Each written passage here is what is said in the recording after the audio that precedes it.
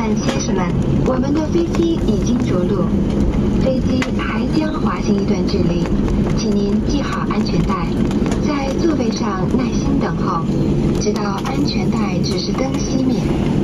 在此期间，请不要打开手机。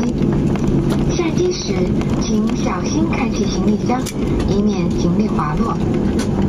凡持有国航后续国际联程航班登机卡的旅客，下机时请与地面人员联系，将有专人引导您在本站办理出境手续。感谢您选乘星空联盟成员中国国际航空公司航班，我们期待与您下次旅途再会。Ladies and gentlemen, we have just landed. Please remain seated with your seatbelt fastened and luggage stowed. The use of mobile phone is prohibited until the seatbelt sign is switched off. And we remind you to use caution when opening the overhead compartments. Please take all your belongings with you when you disembark. Passengers holding Air China boarding pass for onwards connected flights. Our ground staff will direct you to complete the departure formalities.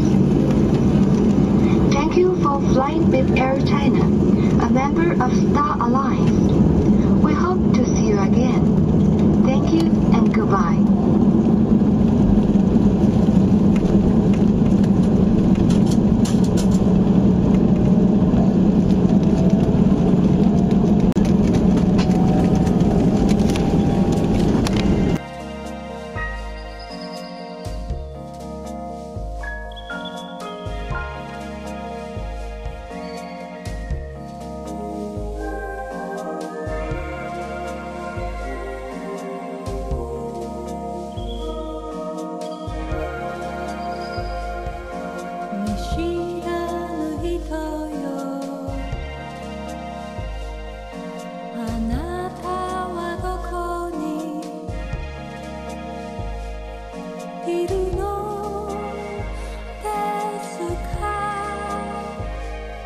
Maybe